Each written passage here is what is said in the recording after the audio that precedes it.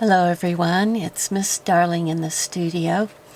Today I'm going to show you what I'm up to currently and show you something that I'm going to make for myself that you might be interested in. So let me give you a brief history first. I was cleaning out some of my drawers in my bedroom and throwing stuff out and trying to get them organized. And I came across this, which I've had probably 30 years, and it was lying in there. I don't even know what originally was in here, but probably some stationery and, something like this. I probably bought it like that. It probably had some little note cards and matching envelopes in it. Anyway, now it was empty. And of course, now that I'm doing junk journals and collaging everything in sight, I thought, I need to keep this and make use of it, but even more than that, make something similar to it that will really fit something I'm doing right now. So let me tell you what I have up my sleeve, even though I'm not wearing any sleeves. So I've been making a whole bunch of large cards. These are half the size of my normal journal, and they're actually half the size of a standard sheet of paper.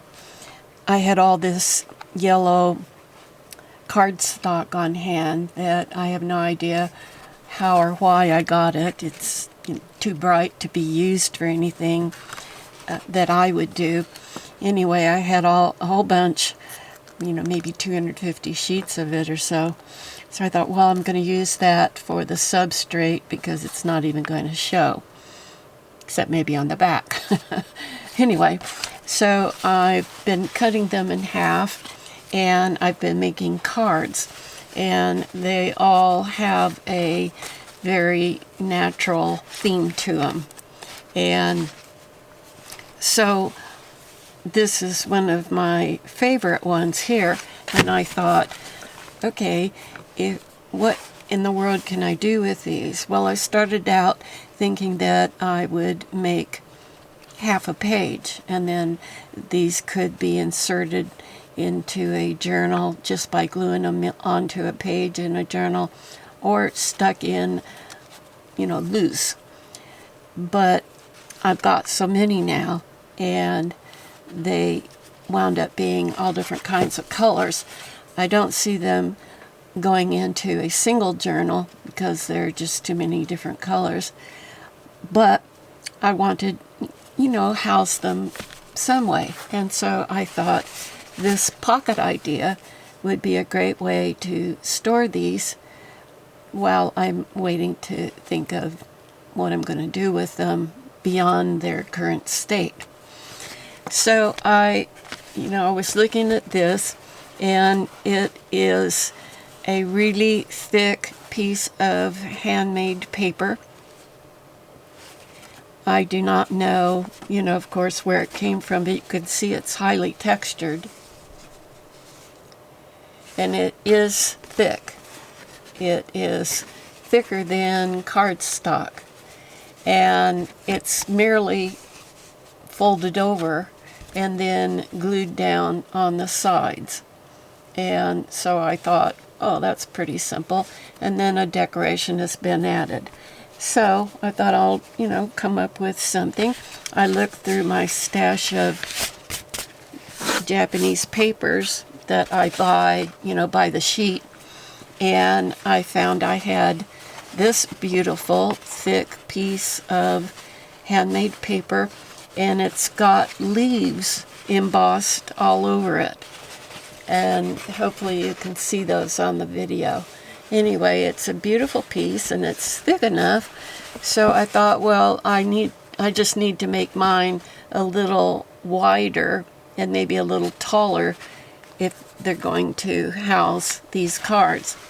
So I ripped off a good-sized chunk of that sheet of paper and folded it here, and now if I just folded it up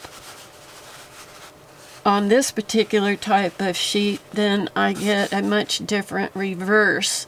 And I didn't want that to wind up being, you know, the front. If I just folded up a section and I did like that, which you could do on this sheet because it's not representational in any way.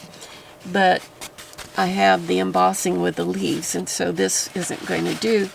So I thought, well, I probably need to strengthen the front piece that's going to hold them in place a little bit more. So I'll just fold up a little bit more and then fold it down and glue in place.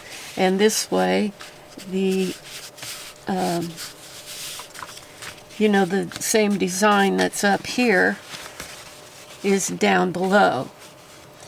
So that's what I'm going to do. I'm not going to glue it down yet. I'm going to, I probably am going to glue this down first and then go ahead and put some decoration on it. So let's just go ahead and get some of that done. And I'm going to use Fabri-Tac because this is rather heavyweight, sturdy paper, and so I need a glue that I can really count on.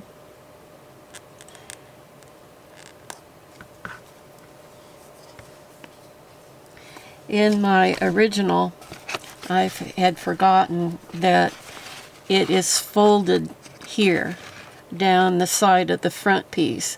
It's folded, and the folded section is what's glued to the backing. And I did not make my bottom piece a little wider to be able to do that, but I don't think it matters. I'm just going to glue. I've made it plenty wide enough for the cards. I'm just going to glue it down and not have any part of it folding inside. But of course, if you want to do that, you're free to make allowances for a fold. And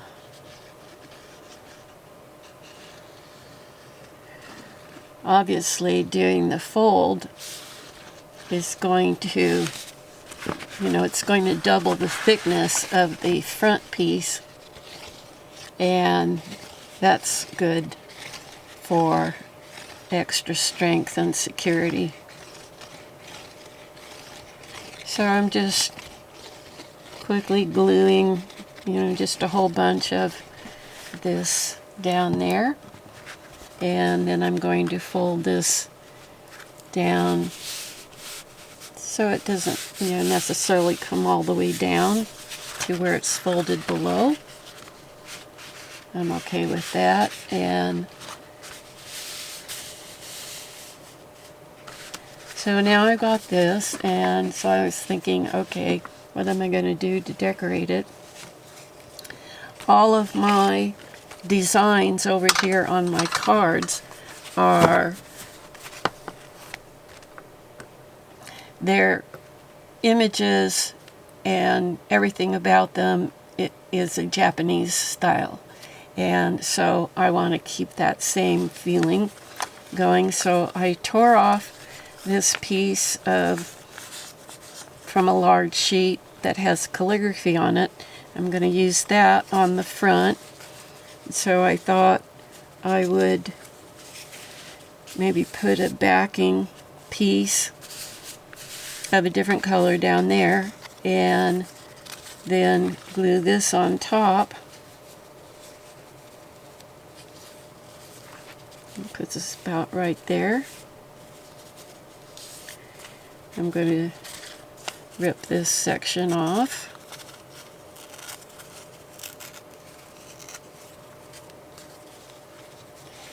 So now I want to tear this golden colored sheet behind in a way that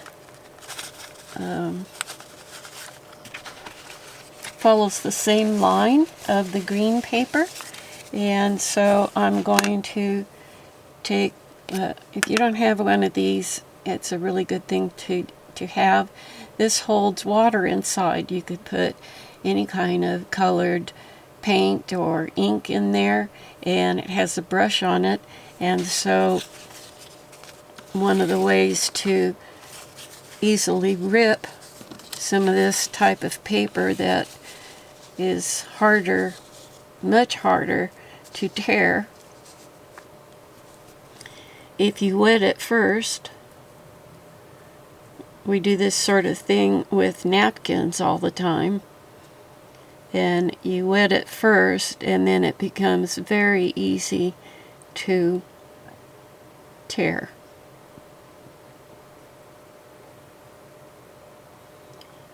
This has some metallic ink on it, or paint, and so it's a little more difficult to get the water to seep, through. But here we go.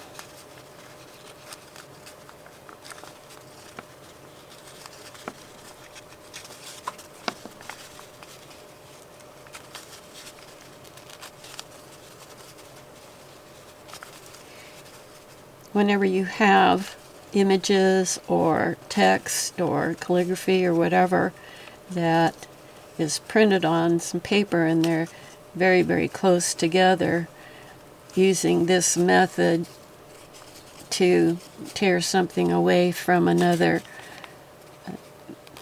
thing that you don't want harmed is a really good way to manage it. That way you get the torn look, but you don't destroy something else close by in the process. So I think I'm liking that. Not up here. I want more of a curve right here at the top.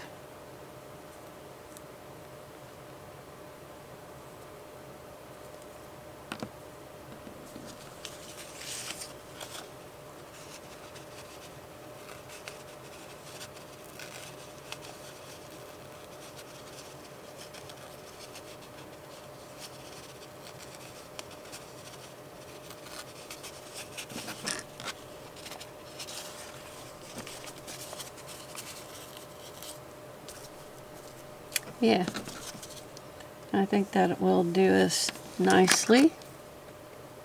And by the way, these water paint holders, they screw on and screw off the opposite of how we do it in the United States.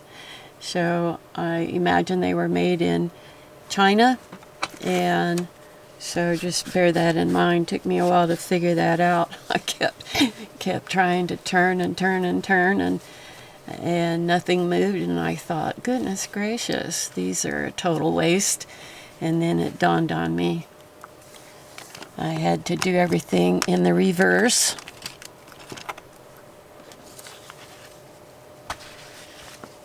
So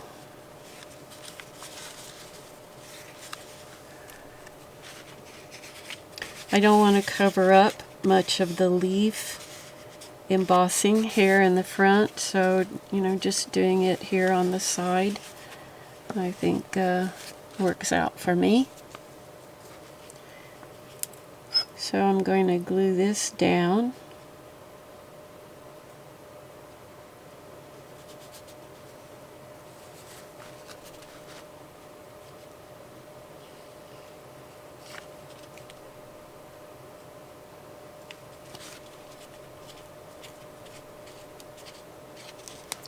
My goodness, this is coming out so slow.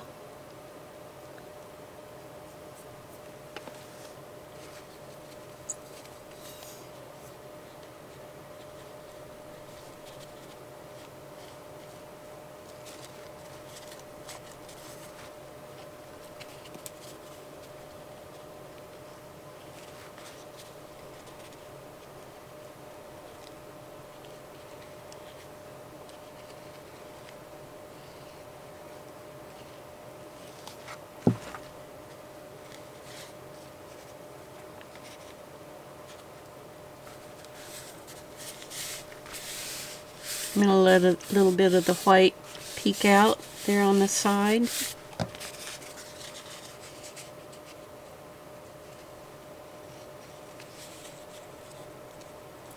You of course can decorate what you have any way you want to, or not at all.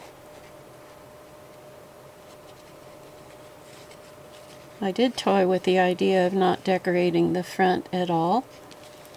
And then I decided, what's the fun of that? I need to do something.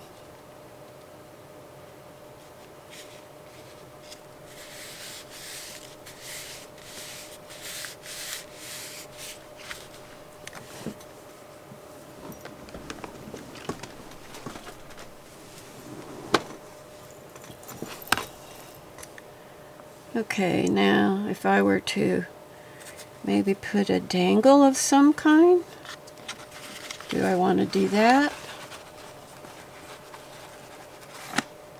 I'm not getting enough of a contrast to make it worthwhile, and I don't think it works anyway. So, nix that idea. So, I haven't looked any further as to what I want to do with this, but let's see how it looks with the cards.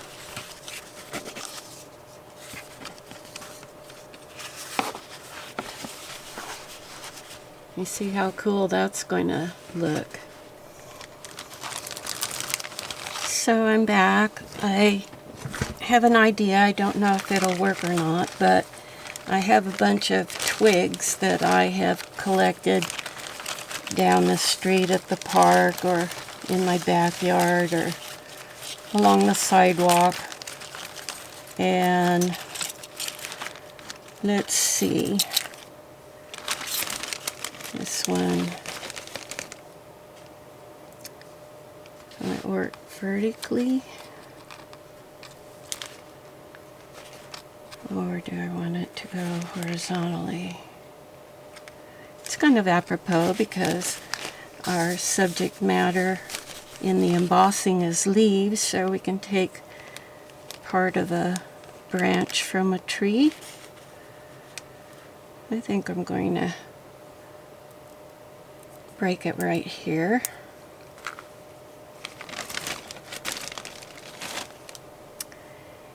And as it is, it's not going to show up at all. So let's see what we can do about brightening it up a little bit. I have some gold mica ink here, and I think this might work. Shake it up a bit.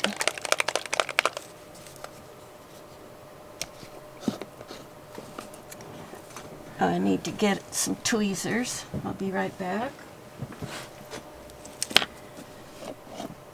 Okay. I take a little brush here and hold that with the tweezers. And we'll,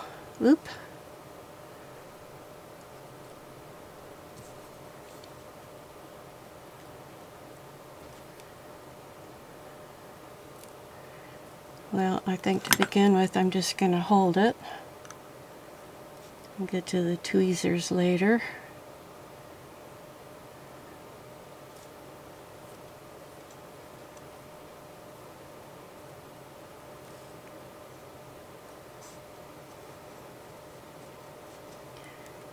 After I paint it, I'll have to let it dry a bit.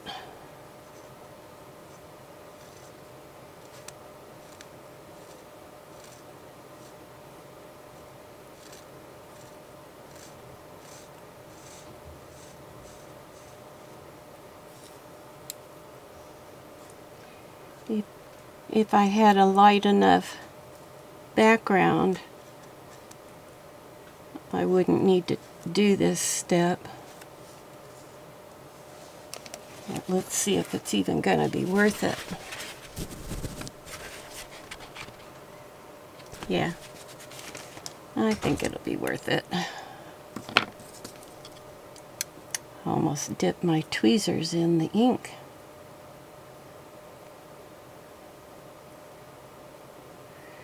I think this is a little bit too long for what I want, so I don't think I'll need the tweezers at all, because I'm just going to get down as close to my fingers as I can, and then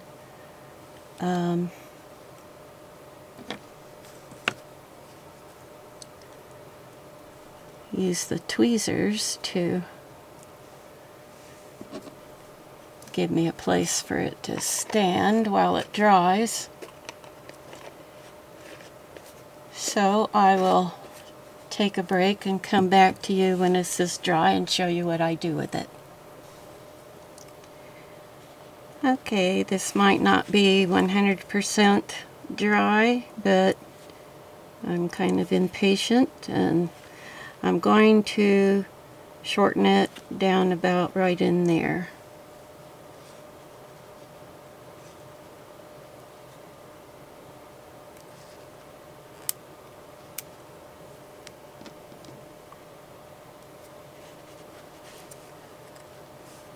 So now I found this in my little sewing kit. It has some, it's not thread and it's not floss. I don't know what it is. I had it from another project. Anyway, I'm going to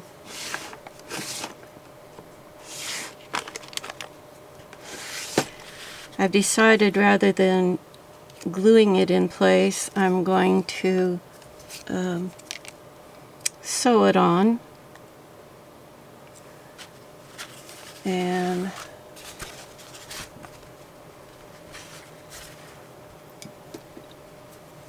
let me get my mat out here.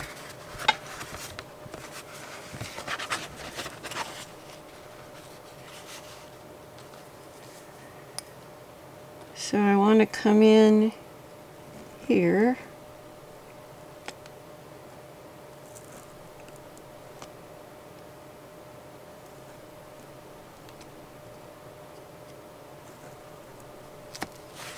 If that's going through, it is. I found these little picks to be very handy.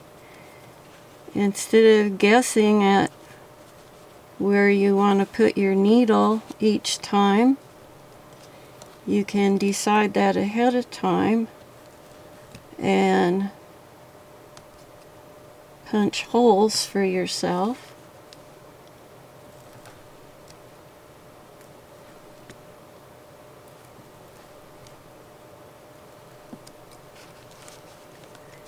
I know you can't see what I'm doing, but I'm putting holes, 2 holes, one on each side of the little stick. And now starting from the reverse side, this might be harder to do. I have to use this larger needle so the string can go through. I wonder if I can put this on a smaller needle. I don't know if I have one available, but it would sure be nice if I could.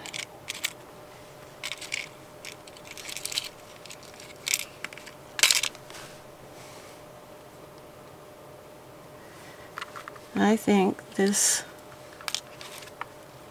hole probably will accommodate this. I don't need this much of it, so I think I'm gonna wise up and just take a portion of it.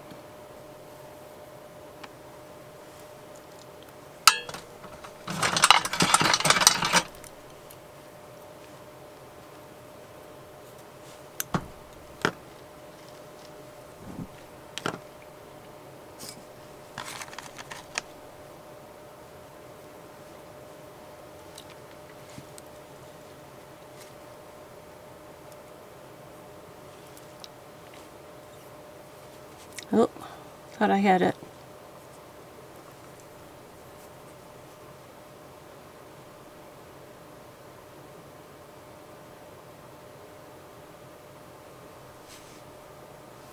Yay. Okay, good. So now, start from the back.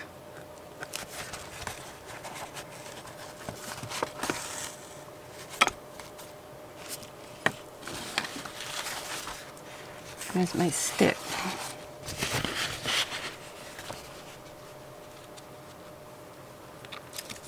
And loop over to my next, the opposite hole. Whoop. I don't know if this was such a good idea, but I'm not going to give up.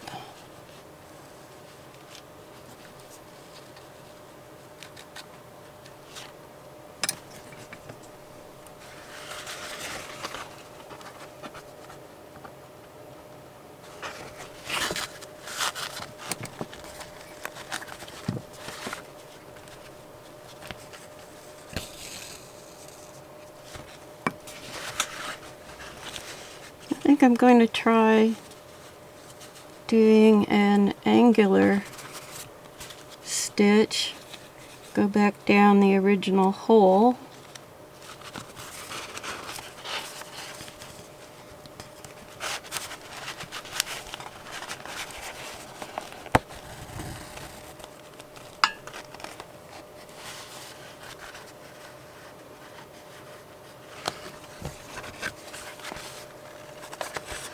I don't know if you can see, I have these holes.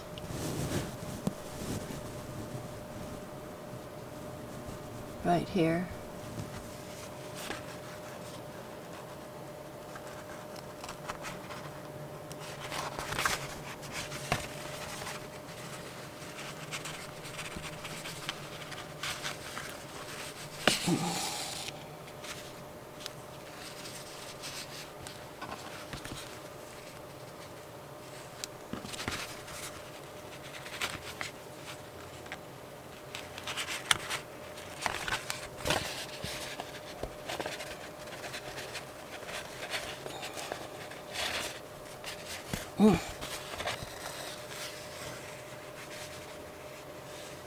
Even this smaller needle is having quite a time.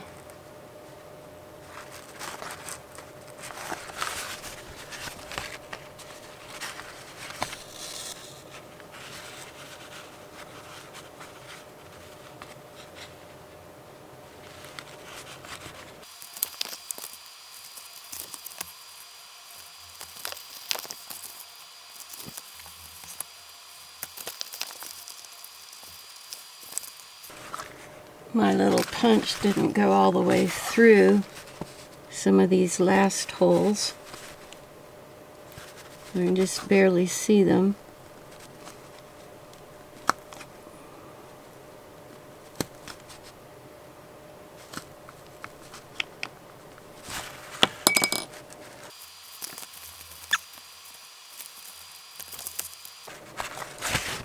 Okay, that's the last one. So I'm going to go back down through the last hole on the other side and tie it off.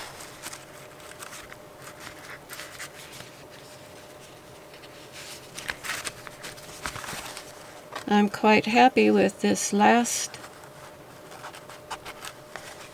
idea, and I'm glad I didn't go ahead and glue the top section down to the backing, because then I wouldn't be able to do this.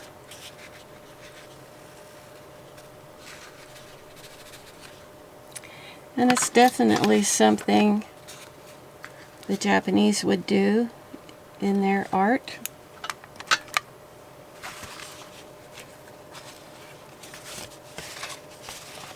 So here's the design. Let me show it to you. Now I gotta go show it to you this way.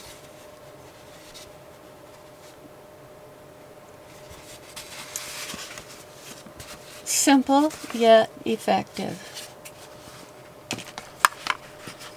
And that's all I'm going to do.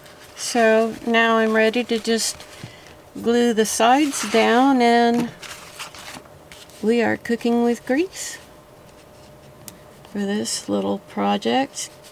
What could be more simple and easy to do?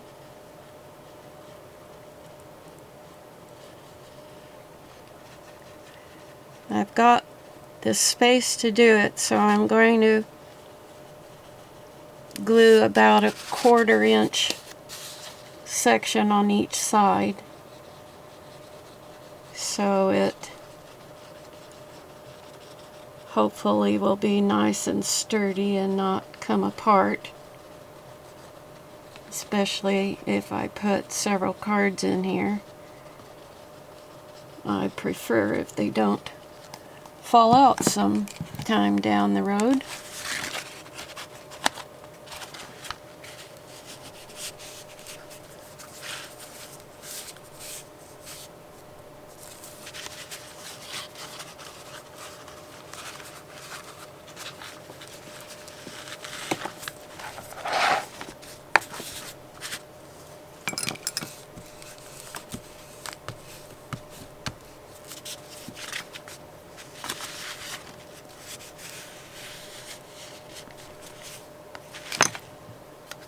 I'm going to glue some of this ragged part of the deckled edge. You know when you have handmade paper if there are deckled edges. By that I mean obviously uneven edges that look like they were torn. They're not torn, it's just that that is some of the slurry that was on each side of the screen that was used to separate the paper pulp from the water. It's called slurry, and it's a lot of fun to make your own paper. I used to do that many years ago. I probably should get back at it. I do not know what's happened to my screens. So that's not the one I was going to have on top. There we go.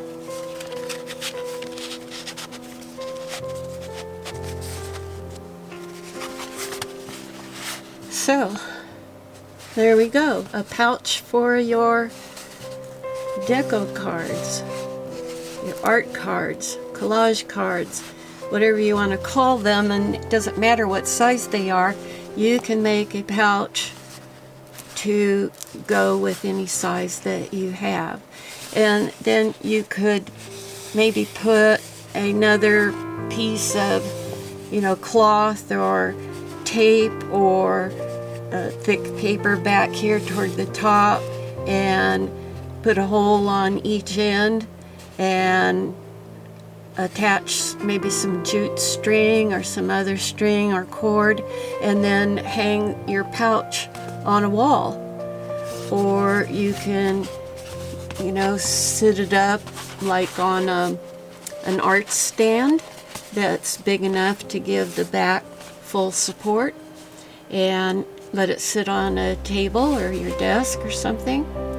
Or you can just, lay down flat on a table or tuck it away safely in a drawer, whatever you want to do.